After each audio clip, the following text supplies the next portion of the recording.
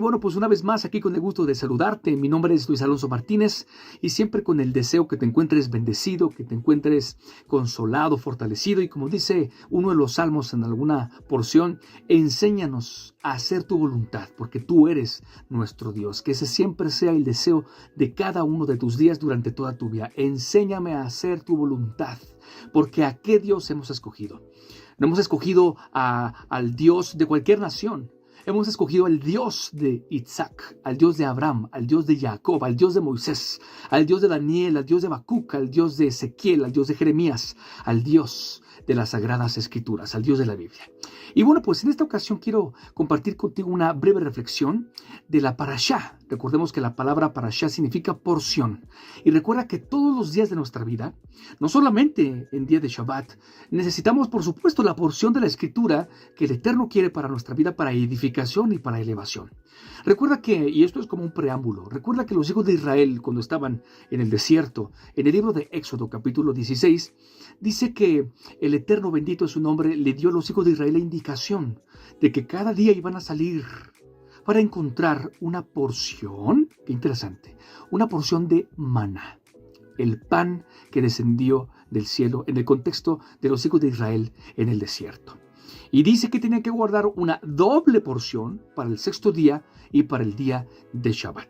Y esto es muy interesante. ¿Por qué? Porque resulta que precisamente la indicación es que tienen que salir cada día a buscar el maná. Entonces, ¿qué significa esto? Todos y cada uno de los días de nuestra vida tenemos que ir a buscar nuestra porción de maná, nuestra porción de la Escritura, a través de un devocional, a través de la plegaria, a través de escuchar algún estudio que nos edifique, que nos redarguya también, por supuesto, a través de la plegaria, a través de alguna enseñanza. Todos los días, lo que quiero comentar es que todos los días tenemos la oportunidad de salir y de ir a buscar la porción que nos corresponde. Ahora recuerda que el mismo Mesías, nuestro santo y bendito Maestro, dijo que Él es el pan que descendió del cielo. En otras palabras, todos los días podemos y debemos buscar ese pan que descendió del cielo. Yo tengo una plegaria que el Señor, me atrevo a decirlo así, que el Señor me mostró, que el Señor me reveló cuando se trata de bendecir al Padre por nuestros alimentos. Siempre cuando oro por los alimentos y cuando bendigo al Padre con gratitud por el pan que pone en nuestra mesa, al final de las plegarias siempre termino diciendo que el pan que asciende de la tierra, que es el pan físico, que el pan que asciende de la tierra nunca falte en nuestra mesa. Y que el pan que descendió del cielo, Yeshua, nunca falte en nuestros corazones, nunca falte en nuestras acciones, nunca falte en nuestra manera de pensar, en nuestra manera de expresarnos, en nuestra manera de perdonar, en nuestra manera de amar, en nuestra vida en el día a día. Los hijos de Israel tenían la indicación de que debían salir cada día a buscar el maná. Bueno, Yeshua está ahí cada día para que nosotros salgamos a su encuentro, para que nosotros salgamos para buscarlo y preguntarle, nosotros queremos ser tus discípulos, tú eres nuestro maestro, y preguntarle, Señor, ¿qué es lo que quieres que hagamos el día de hoy? ¿Cómo quieres que me comporte? ¿Por qué pecado debo arrepentirme? ¿En qué área de mi vida debo trabajar un poco más? ¿En qué área de mi vida debo ser más diligente? ¿Cómo debo tratar a mi esposa, a los que están casados? ¿Cómo debo tratar a mis hijos, a los que tienen hijos? ¿O a los que están solteros? Señor, aún incluso en medio de este camino en el que no he encontrado a mi ayuda idónea, tanto para hombres como para mujeres, ¿cómo es la forma en la que tú quieres que yo me conduzca? Hay una respuesta, por supuesto, inmediata que tiene que ver incluso con la parte principal de esta parashá, conocida como Naasó, que es la purificación. Dice la Escritura en una parte del Nuevo Testamento, sed sacrificio vivo. Recordemos que los sacrificios que se traían al templo, pues eran animales a los que literalmente, pues para poder ofrecerlos como sacrificios, pues se les tenía que quitar la vida. Se les tenía que quitar la vida, ya sea para hacer un holocausto, que es una ofrenda quemada por completo, o para una ofrenda de paz, conocida como Shelamim, o por ejemplo el Corbán Pesaj, el sacrificio de Pesaj, pues tenía que ser degollado. Me explico, o sea, los sacrificios que establece la Escritura, estos animales se les tenía que quitar la vida, pero hay un versículo que dice, sed sacrificio vivo. Qué interesante verso. Yo puedo ser un sacrificio vivo, claro.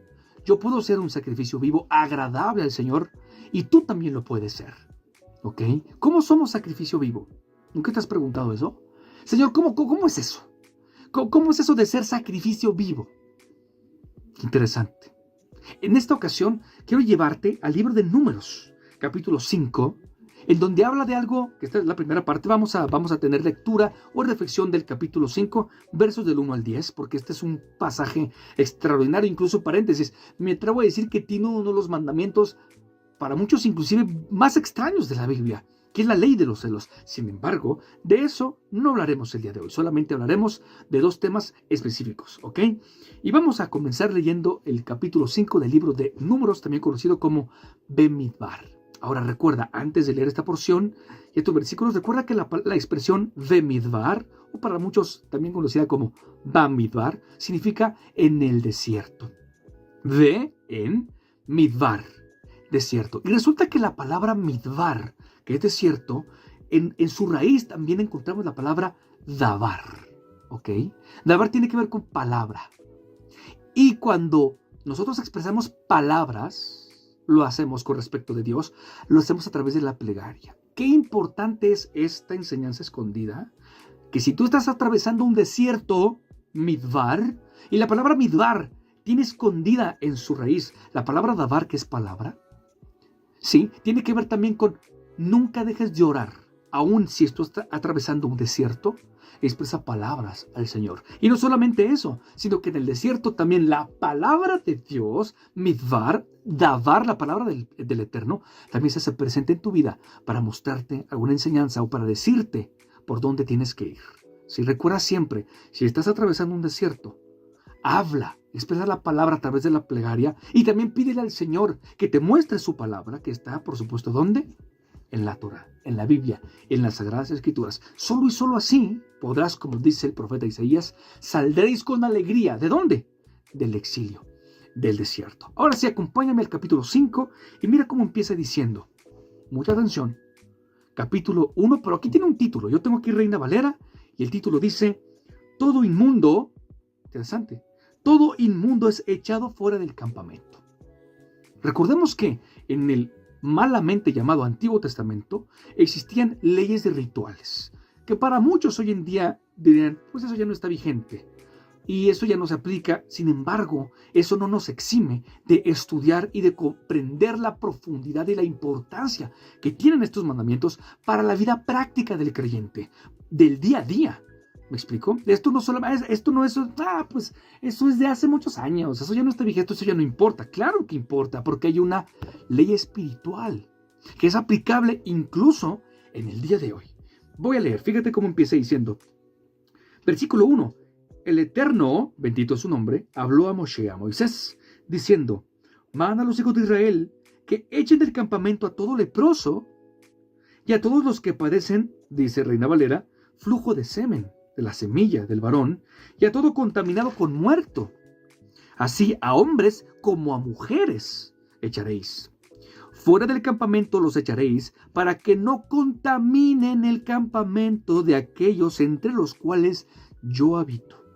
Y lo hicieron así, obedecieron los hijos de Israel, y los echaron fuera del campamento, como el Eterno, bendito su nombre, dijo Moisés.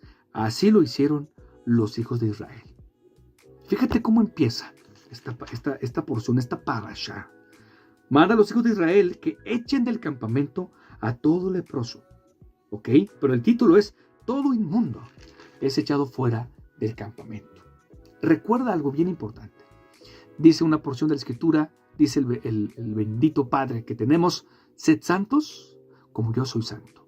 Hay una importancia crucial, fundamental, para todos y cada uno de nosotros, que tiene que ver con la pureza. Con la pureza, con la santidad. No vamos a ser perfectos, somos carne, somos humanos. Nunca seremos 100%, escucha, nunca seremos 100% pulcros, nunca.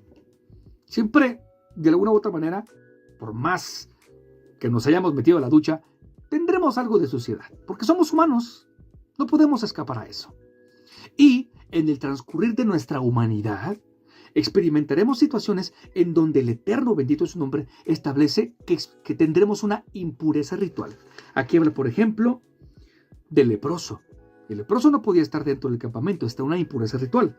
Un varón que haya sido, que haya tenido una emisión de su semilla, por decirlo de alguna manera, también estaba en un estado de impureza ritual. Una persona que había tocado muerto, ¿sí? El haber tocado muerto también lo hacía estar en una impureza ritual. Pero dice aquí que van a ser echados del campamento. Ahora, ojo, dice que van a ser echados del campamento, pero pregunto, ¿cuál es el propósito de que sean echados fuera del campamento? Fíjate que está diciendo que van a ser echados fuera del campamento. No dice que van a ser eliminados del pueblo. No, van a ser echados fuera del campamento. Pregunta, ¿para qué? ¿Con el propósito de qué? Con el propósito de que tiene que pasar un tiempo para que ellos puedan ser purificados, para que ellos puedan establecer, o mejor dicho, recuperar su pureza ritual. El Eterno, bendito es su nombre, no echa nomás porque sí a alguien fuera del campamento, sino que lo echa del campamento, ¿sí? ¿Para qué? Para que a través de un proceso establecido también en la Escritura, pueda él, reitero, recuperar su pureza ritual. Escucha, Dios no quiere eliminar a nadie. Si tú estás en un estado de impureza en tu vida, por algún pecado, por algún mal hábito, por algún vicio, por algún pecado oculto, tienes que reconocer y confesar que estás inmundo, que estás contaminado. Pero te voy a decir una cosa, Dios conoce tu humanidad. A Dios no le espanta ni le asusta tu estado de impureza. A Dios no le espanta ni le sorprende tu pecado oculto o tu vicio o esa situación en la que has persistido que te mantiene contaminado. Porque Dios conoce tu humanidad. Dios te creó. ¿Me explico? A Dios no le espanta ni no le sorprende eso. Sin embargo, sí quiere Él que reconozcas que estás en un estado de impureza. Señor, he pecado con esto, tengo este vicio, tengo este mal hábito, tengo este mal pensamiento, tengo esta mala acción o esta acción equivocada. Reconozco que estoy inmundo. Dios no quiere desecharte. Dios no quiere aplicar en ti la pena caret, que es ser cortado del pueblo y que tiene que ver con una muerte, tanto física como espiritual. No, Dios dice, híjoles, a lo mejor no te va a gustar lo que voy a hacer. Te tengo que echar fuera del campamento, pero no es para desecharte. Ojo, otra vez, no es para desecharte, es para limpiarte. ¿No quisiera ser limpiado? ¿No quisiera ser purificado? ¿Te acuerdas lo que le pasó a María, la hermana de Moisés? ¿Te acuerdas qué cometió ella? Murmuración, lo que se conoce como la shonará, la lengua del mal, la lengua mala. ¿Y te acuerdas qué le pasó? ¿Qué fue la consecuencia que experimentó Miriam en su carne? Así es. ¿Quedó qué? Leprosa. Aunque si bien no es el tema de este video, hay muchas interpretaciones con respecto al tema de la lepra, que cómo era, que cómo se veía en la piel, etc. Sin embargo, lo que quiero rescatar aquí es que ella quedó leprosa en un estado de impureza. Pregunta, ¿a dónde se fue María después de que quedó leprosa? ¿Estaba en el campamento? ¿Estaba entre los hijos de Israel? No, fue echada fuera del campamento y estuvo ahí afuera 7 días. No fue desechada del pueblo, no fue desechada otra vez. María no fue desechada del pueblo de Israel. Tenía que ser echada del campamento porque había experimentado la consecuencia de un pecado, pero con el propósito. Ella está afuera y echada del campamento con el propósito ¿de qué? De recuperar su pureza ritual, de ser purificada. Y dice algo que me encanta de ese pasaje, algo que me fascina en el libro de Números, es que dice que los hijos de Israel no marcharon hasta que María se les unió de nuevo. Qué cosa tan increíble, qué amor tan bello de los hijos de Israel. Sí, se equivocó. María se equivocó. Y créeme, tú también te has equivocado. Y las personas que están a tu alrededor también se han equivocado. Te voy a decir una cosa, todos deberíamos estar fuera del campamento. Todos deberíamos ser echados fuera del campamento porque todos hemos, como en el caso de María, cometido la shonara. Hemos transgredido, todos hemos cometido un pecado que nos ha generado lepra. A lo mejor no es una lepra física, pero sí una lepra del corazón. Todos deberíamos ser echados fuera del campamento, tú también, y yo también. Pero, recuerda, estar fuera del campamento es para reconocer que estamos en una condición en la que necesitamos ser limpiados, purificados, para de nuevo ser vindicados y restablecidos en el campamento. Y aquí es muy importante comentar lo siguiente. Una vez escuché un comentario que me pareció tan atinado que decía, dentro del pueblo hay dos tipos de hermanos, hay dos tipos de prójimos. Están los hermanos que son como Moisés, que si te equivocaste y pecaste, Moisés no te juzga, no te reprende, ¿sí? Porque eso no lo hizo Moisés con María, cuando María murmuró contra él. ¿Qué hizo Moisés? Moisés fue al Padre e intercedió por su hermana, porque él sabía que ella podía morir porque tenía una condición en su piel que le iba a generar la muerte. Moisés no fue con María y le dijo, pues eso te pasa por andar de murmuradora y de chismosa, y qué bueno que estás experimentando el pecado y la consecuencia de tu mal. Claro que no. Moisés fue con el Padre e intercedió por su hermana. ¿Para qué? Para que su hermana no muriera, para que su hermana fuera purificada, para que su hermana fuera vindicada y fuera restablecida en su exilio después de haber experimentado esa lepra. Moisés no quería que su hermana muriera. Moisés quería que su hermana Miriam regresara de su exilio, porque ella fue echada fuera del campamento, pero él quería que regresara al campamento con sus hermanos. Y no solamente Moisés, todo el pueblo de Israel, dice la Escritura, que no marchó y esperó hasta que pasaran los 7 días de la purificación de María de su lepra y que se les reuniera, que se les uniera una vez más. Y así ellos poder emprender de nuevo la marcha cuando se escuchara el shofar o cuando se levantara la nube del campamento. Qué acción tan bella, tener hermanos que se alegran de tu purificación, hermanos que se duelen de tu pecado, pero no esperan a que seas consumido o consumida, no esperan a que mueras, sino que están ahí esperando a que seas purificado para que regreses de tu exilio una vez más al campamento. Ese es el primer tipo de hermano. Y hay otro tipo, híjoles, no sabría si decirlo hermano, pero hay otro tipo de creyente o de miembro del pueblo, y ese es Jonás. Jonás también era parte del pueblo de Israel. Pero dice el libro del profeta Jonás, y según he escuchado comentarios, que tal parece que Jonás estaba esperando el juicio de Dios sobre Nínive. Al punto que inclusive muchos dicen que tal parece que Jonás estaba en un palco, esperando a ver cómo descendía fuego del cielo para consumir a Nínive. Son comentarios que he escuchado. No seamos, que Dios nos libre de ser como Jonás, que nos ayude a ser como Moisés. Porque mientras Moisés no quiere que su hermana muera, intercede por ella, y el pueblo de Israel espera que ella sea purificada y que regrese al campamento. Por un lado Moisés intercede por María, y por otro lado Jonás casi que está esperando a que descienda fuego del cielo.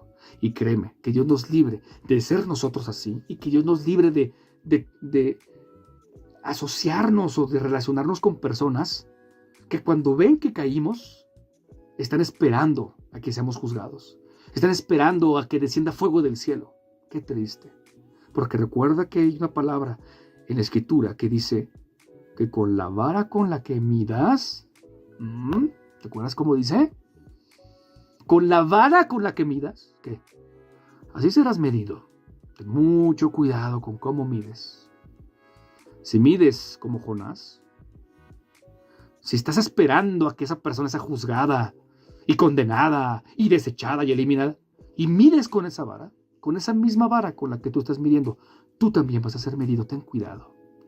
Mide con misericordia, mide con tzedakah, con justicia, con, como se dice en hebreo, tzedek u'mishpat, con con un juicio justo.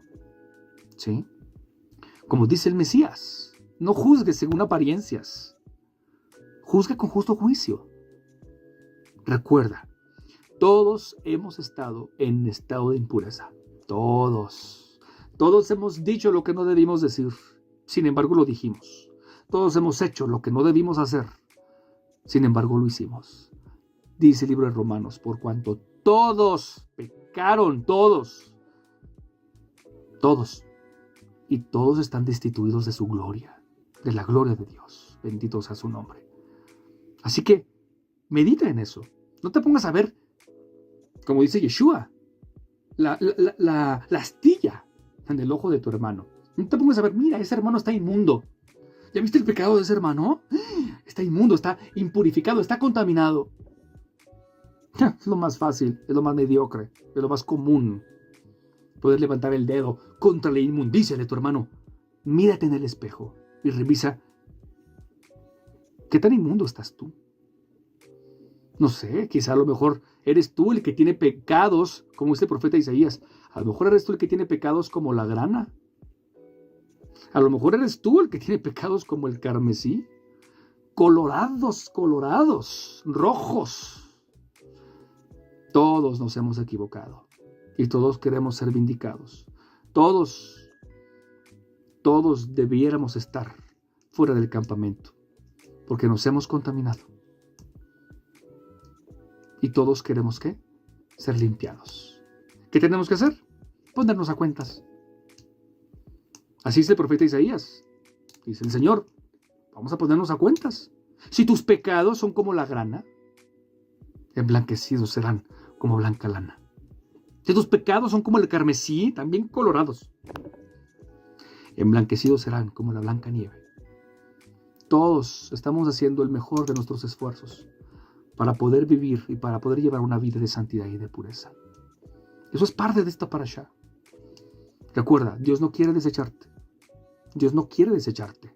Dios no quiere eliminarte, pero sí quiere que reconozcas que estás en estado de impureza, que te has contaminado por lo que has dicho, por lo que has visto, por lo que has hablado, por lo que has hecho.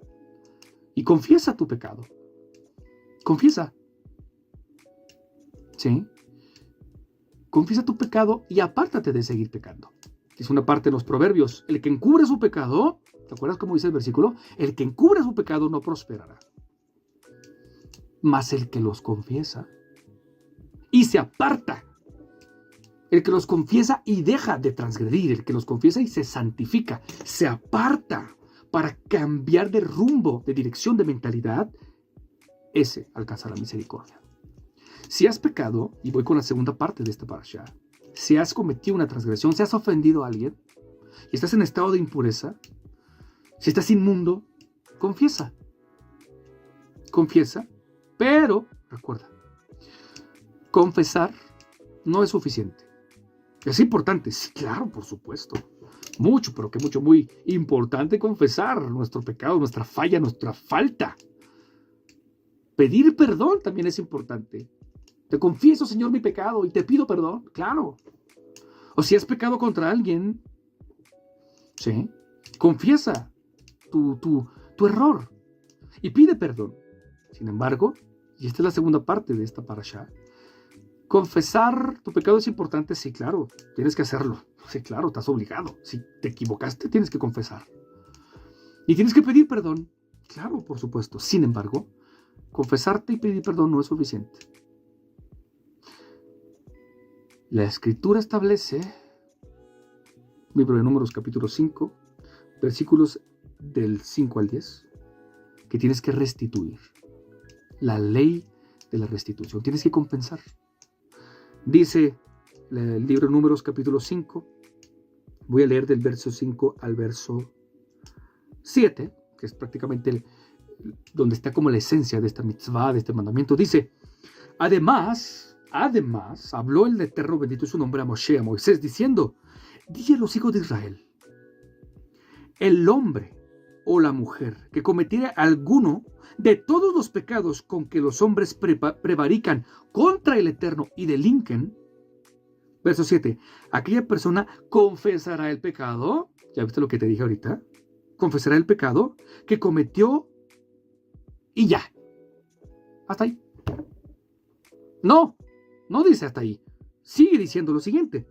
Aquella persona confesará el pecado que cometió. Es importante confesar, pero mira lo que dice después. Y compensará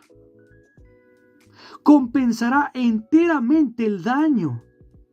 Ya, y no solamente compensará, sino que dice, añadirá sobre ello la quinta parte y lo dará a aquel contra quien pecó. Qué cosa tan increíble, qué profundo es esto. Es importante confesar el pecado que cometimos, sí, ya lo dije, pero no es suficiente. Si tú pecaste contra alguien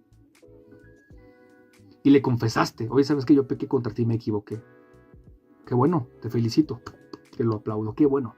Y si le pediste perdón, oye, perdóname a esa persona, perdóname porque pequé contra ti, porque me equivoqué, porque te ofendí, porque te robé. Qué bueno que te confesaste y pediste perdón, pero no es suficiente. Dice la Escritura que ¿qué? Dice, y compensará enteramente el daño. Y añadirá sobre ello la quinta parte y lo dará a aquel contra quien pecó. Tenemos que restituir y compensar el daño que hemos hecho. Si a una persona, y con esto cierro, si a una persona se te hizo fácil, le robaste 10 pesos, son 10 pesos. Alguien diría, ay, son 10 pesos. Yo solamente estoy comentando 10 pesos como un ejemplo.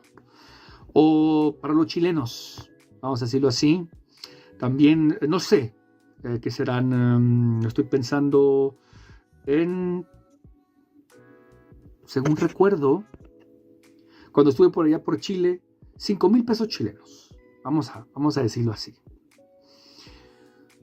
Si tú le robaste a alguien, porque si te hizo fácil, 10 pesos mexicanos, ¿sí? O 5,000 pesos chilenos. Tienes que confesar a la persona a quien le robaste eso. ¿Sabes qué? Te confieso que te robé. Estás en todo tu derecho de enojarte conmigo. Estás en todo tu derecho de dejarme de hablar. Lo confieso. Y no solamente lo confieso, te pido perdón. Te pido perdón porque te robé. A lo mejor la otra persona te va a decir, no pasa nada. Mira, ya pasó, yo te perdono. Y tú muy probablemente porque ya te perdonó puedes decir, qué bueno, ya me perdonó, ya me puedo ir a mi casa, muchas gracias, bye. No. Tienes que restituir, es una ley, es un mandamiento. Compensar y restituir el daño. ¿Sí me explico?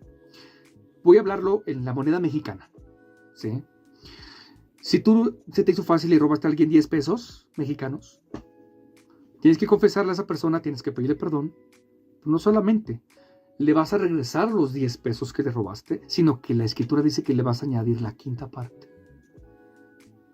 Te regreso los 10 pesos que te robé, porque no estuvo bien, te robé, transgredí contra ti, delinquí contra ti, pero dice la Escritura que primero se delinque contra el Eterno.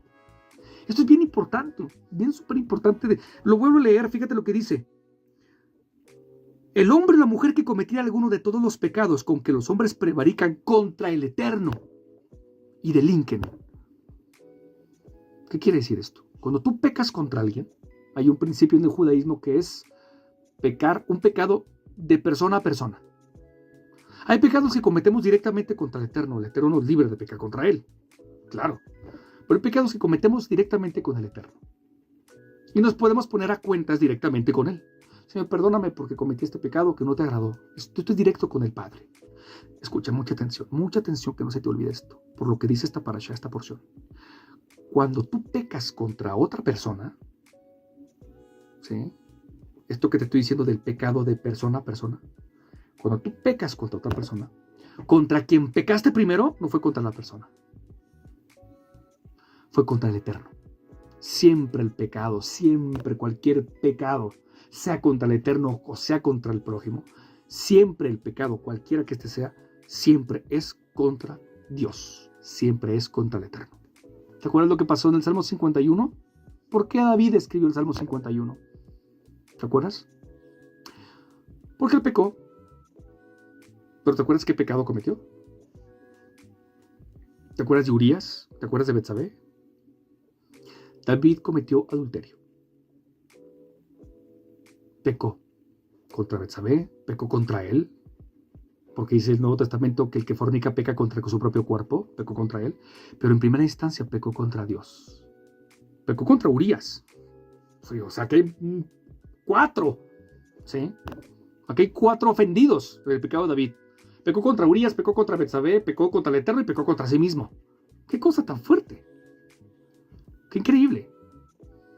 Pero lo que quiero rescatar de esto es que por este pecado, David escribe el Salmo 51, lo puedes revisar, pero hay una parte del Salmo 51 en donde dice David, contra ti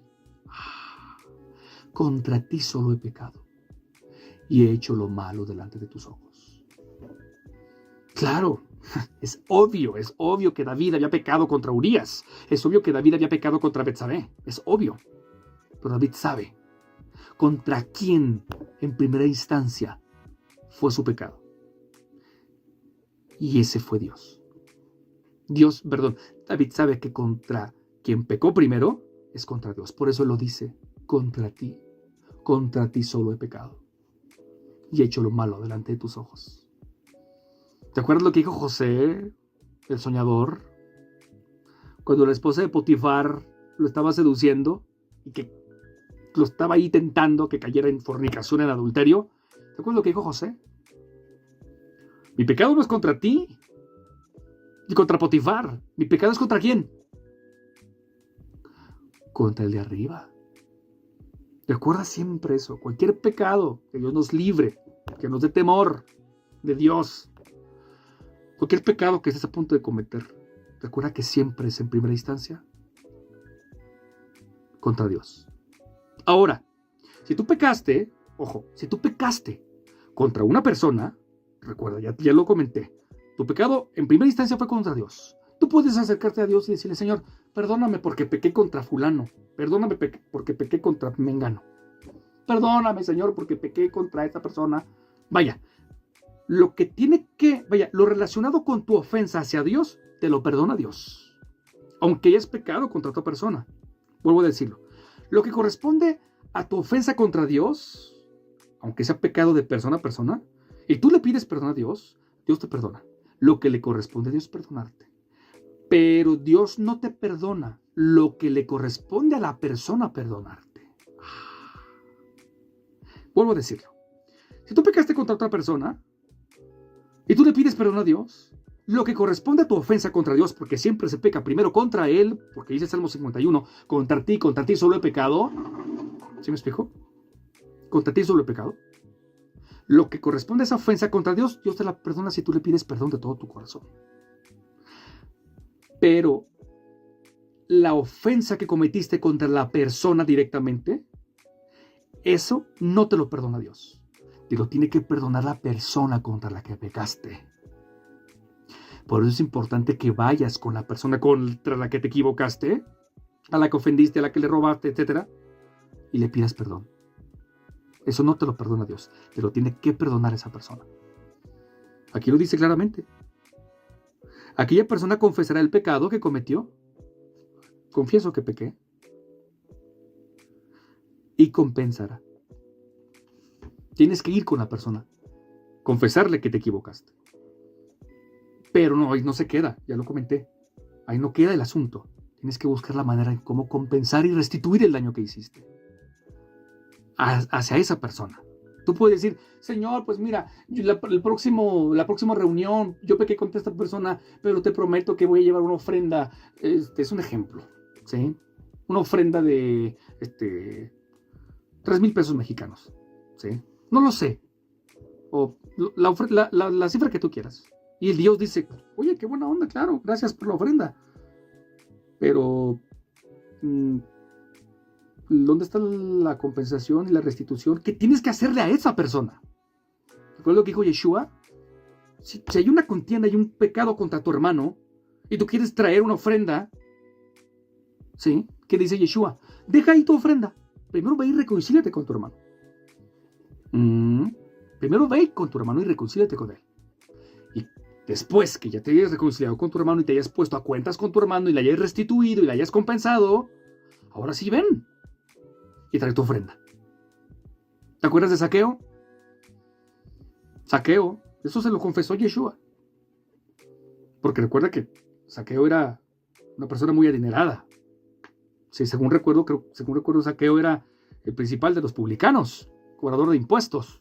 Pero él confiesa, Señor, híjoles, o sea, Zaqueo sabe que se ha equivocado y que ha cobrado de más.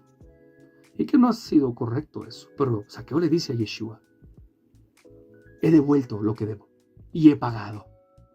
He restituido, he compensado. ¿Y qué le dice Yeshua?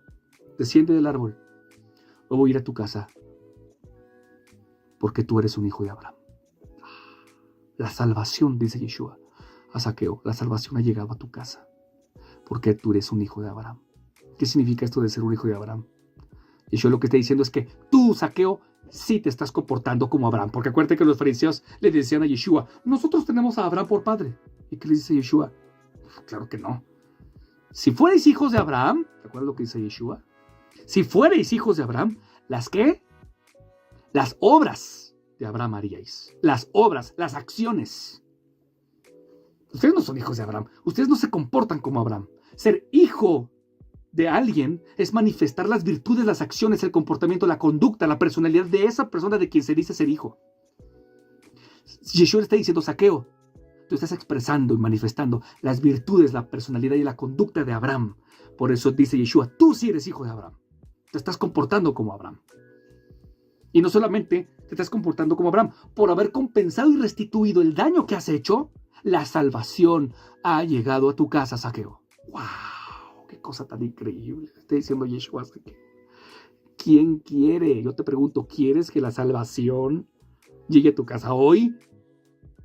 ¡Amén! Restituye.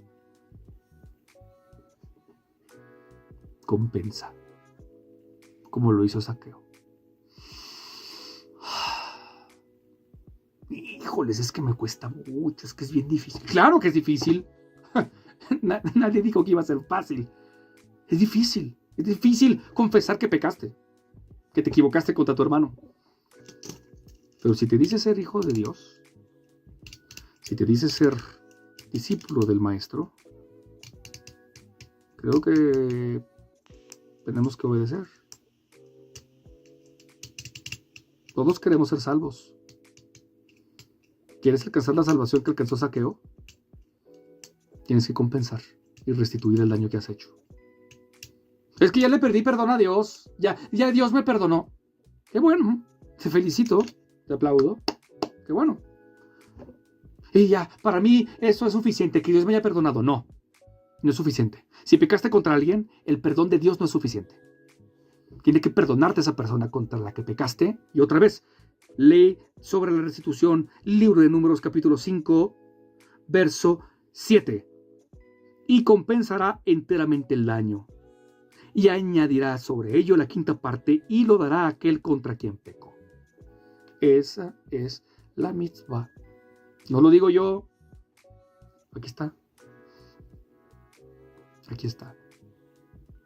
De hecho, me atrevo a decir que qué interesante que esto de la ley de la restitución está después de lo de la inmundicia. Confesar, pedir perdón y restituir y compensar el daño que hemos hecho a los demás. También es vivir en santidad. También es recuperar la pureza. Todos los días tenemos la oportunidad de menguar nosotros para que crezca el Señor. No lo postergues ya. Si has postergado y le has dado largas al compensar y restituir el daño que has hecho, yo te sugiero que lo hagas ya. ¿No te gustaría que Yeshua te diga, tú sí eres un hijo de Abraham? ¿No te gustaría que Yeshua te diga, hoy ha llegado la salvación a tu casa? A todos nos gustaría eso. Pero esa es una consecuencia de un acto previo. Y ese acto tiene que ver con confesar y restituir. Así que piénsalo, medítalo. No lo dejes para mañana. Pide perdón a Dios, ya lo dije hace unos momentos. lo que le corresponde a Dios en cuanto a la ofensa que cometiste contra Él, contra ti, solo contra ti el pecado, Dios te lo perdona de todo corazón, Dios te perdona. Pero Dios dice, pero la ofensa que cometiste contra tu hermano, te la tiene que perdonar tu hermano, no yo. Así que ve y pide perdón. No te esperes hasta Yom Kippur. Mucha gente hace eso. No te esperes hasta Yom Kippur. Pues mira, cuando sea Kippur, ahora sí, me armo de valor y te pido perdón. Que claro, es válido. Pero ¿por qué esperarte hasta Yom Kippur? ¿Tú crees que no creo que Zaqueo se haya esperado hasta Yom Kippur para compensar y restituir el daño que había hecho? Hazlo ya. Hazlo ya. Porque hacer eso también es temor de Dios. Tenemos que aprender a hacer, lo voy a decir así. Tenemos que aprender a hacer. Tenemos que aprender la responsabilidad afectiva kosher. Así lo voy a decir. Como psicólogo lo digo. Tenemos que aprender la responsabilidad afectiva kosher. La que tiene que ver con el Padre, con el Dios en el que has decidido creer. No digas que tú crees en Dios de labios y de palabras para afuera. Si dices que crees en Dios y eres su hijo y eres discípulo de Yeshua, entonces estamos llamados a andar como Él anduvo, a hablar como Él hablaba, a amar como Él amaba, a perdonar como Él perdonaba. Estamos llamados a obedecer. Y si alguien ha pecado contra ti, y si alguien está en impureza ritual porque pecó contra ti, perdónalo, intercede por él, como Moisés lo hizo por María, su hermana. No seas como Jonás, estás esperando a que descienda fuego del cielo para que lo consuma. ¿Qué es eso? Somos familia, somos un pueblo, tenemos que aprender. Y pues qué mejor manera de aprenderlo a través de la Escritura. Y a través de la Escritura obtenemos la sabiduría, somos instruidos para actuar en justicia y ser hijos de ese Dios al que hemos tomado por Padre. Y bueno, pues esa fue la reflexión de esta ocasión. Casi 50 minutos para la gloria del Padre. Ándalo, y deseo de todo corazón que lo mucho o lo poco que se haya compartido contigo a través de este video haya sido una caricia para ti y también, ¿por qué no?, una exhortación, una invitación a ponerte a cuentas con el Eterno, pero también a ponerte a cuentas con el prójimo. Acuérdate, confiesa, pero no es suficiente confesar. Restituye también, ¿sí? Para que seas llamado el Zaqueo de esta generación y que Yeshua haga llegar su salvación a tu casa, a tu familia, y seas también llamado un verdadero hijo de Abraham, en el nombre de Yeshua. Amén. Te bendigo y pues estoy para servirte. Una vez más, un fuerte abrazo. Saludos desde el norte de México. Que el Eterno te bendiga rica y abundantemente, te muestre el camino por el que debes seguir, te conceda corregir, rectificar lo que tengas que corregir o rectificar delante de su presencia, que puedas alcanzar esa pureza y que pueda realmente tu vida dar frutos dignos de arrepentimiento y que puedas, con todo lo que digas y con todo lo que hagas, ser tú un Mishkan en esta tierra en donde se manifiesta la presencia divina. Te saludo, Luis Alonso Martínez, desde el norte de México. Muchas bendiciones, un fuerte abrazo. Shalom y hasta la próxima.